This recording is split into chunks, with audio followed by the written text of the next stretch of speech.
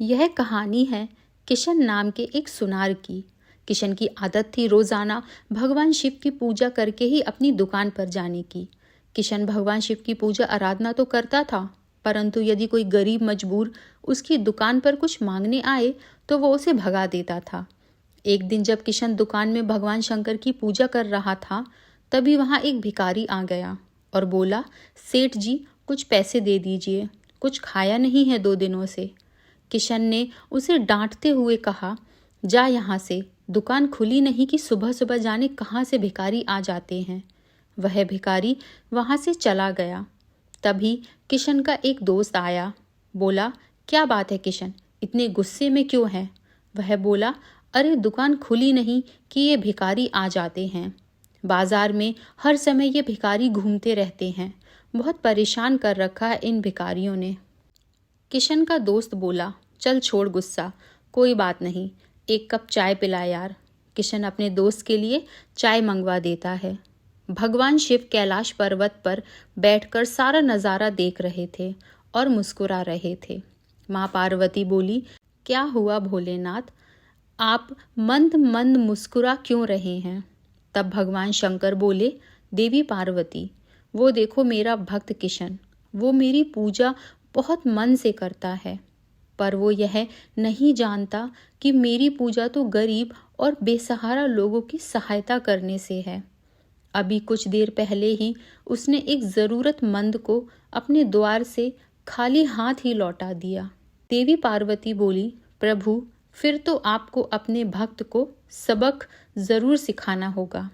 इस पर भोलेनाथ बोले, देवी पार्वती, मैं किशन के द्वार पर अवश्य जाऊंगा। अब वो तो उसे देखना है कि वो मुझे पहचान पाता है या नहीं। भगवान शंकर एक भिखारी का रूप बनाकर किशन के पास पहुंचते हैं। किशन उस समय दुकान पर भगवान शिव की पूजा ही कर रहा था। किशन भगवान के आगे कहता है कि हे महादेव, मैं रोज़ाना आपकी पूजा पाठ करता हूँ, फिर भी आप मुझे दर्शन नहीं देते। मेरी इच्छा है कि आप मुझे दर्शन दें प्रभु, मैं आपके दर्शन पाना चाहता हूँ प्रभु। ओम नमः शिवाय।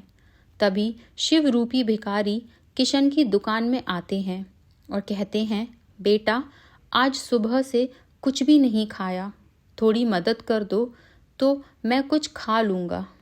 किशन बोला, लो, फिर आ गया एक और मांगने के लिए, मैं तो परेशान हो गया हूँ। दुकान खुली नहीं कि दुकान के सामने मांगने के लिए खड़े हो जाते हैं। चलो जाओ यहाँ से, सुबह सुबह दिमाग मत खराब करो। भिखारी बोला, मुझे तो खाली हाथ लौटा रहे हो बेटा, यदि भगवान शिव स्वयं तुम्हारे द्वार आ गए तो तुम उन्हें भी खाली हाथ लौटा दोगे? किशन बोला, अरे भगवान शिव ऐसे नहीं आते, जब वे आएंगे ना तो मेरी दुकान उनके रूप से चमकने लगेगी। बहुत सुंदर रूप है उनका, साक्षात महाकाल है वो महाकाल। तुझ में और भगवान शिव में बहुत अंतर है। तू ठहरा एक भिखारी और वो है पूरी सृष्टि को चलाने वाले भगवान शिव हैं वो। भिखारी बोला कि अगर मैं ये कहूँ कि मुझ में उनका वास है, धरती के प्रत्येक प्राणी में उनका वास है, फिर भी क्या तुम मुझे कुछ नहीं दोगे? किशन बोला, अरे पागल हो गए क्या? भगवान शिव क्या तुझ जैसे तुच्छ भिखारी के अंदर वास करेंगे? अरे मैं मान ही नहीं सकता। तुझे भीख मांगनी है ना, इसीलिए तू ऐसी बातें कर रहा है। भगवान शिव ऐसे दर्शन नहीं देते। वो क्या भिखारी बनकर मेरे द्वार पर आएंगे? वो तो बहुत सुंदर रूप में मुझे दर्शन देंगे। तू जानता भी है कि भगवान शंकर कैसे दिखाई देते हैं? भिखारी बोला, कैसे दिखाई देते हैं? कहीं ऐसे तो नहीं? और फिर भगवान शिव अपने वास्तविक रूप में आ जाते हैं। उनमें इतना तेज था कि किशन की आंखें उन्हें ठीक से देख भी नहीं पा रही थीं। किशन हाथ जोड़कर बोला, महादेव, आप मेरे द्वार पर आए और मैं आपको पहचान भी नहीं पाया। मुझे क्षमा कर दो प्रभु, मुझे क्षमा कर दो प्रभु। भगवान शिव बोले, किशन, तुम मेरे परम भक्त हो, इसीलिए मुझे तुम्हें दर्शन देने तो आना ही था, परंतु याद रखना, मैं सभी प्राणियों में वास करता हूँ। मेरे अनंत स्वरूप सभी प्राणियों में हैं, इसीलिए सभी का आदर करो। भूखों को भोजन खिलाओ, प्यासों को पानी पिलाओ, दान पुण्य करो, कभी भी किसी भी पशु पक्षियों को कष्ट मत पहुंचाओ। सदैव दूसरे की भलाई करो, तभी तुम्हें मेरी पूजा का फल प्राप्त होगा।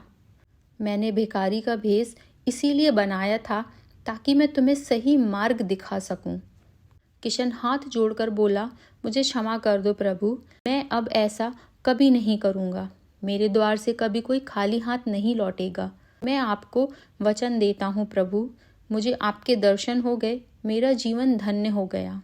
हे शिव शंकर, आपकी सदा जय हो। जय भोलेनाथ। इसके बाद भगवान शिव वहाँ से अंतर्ध्यान हो जाते हैं। उस दिन के बाद किशन के द्वार से कभी भी कोई खाली हाथ नहीं लौटा। इस कहानी से हमें यह शिक्षा मिलती है कि हमें अपने सामर्थ्य के अनुसार निर्धन और ज़रूरतमंद लोगों की मदद अवश्य करनी चाहिए।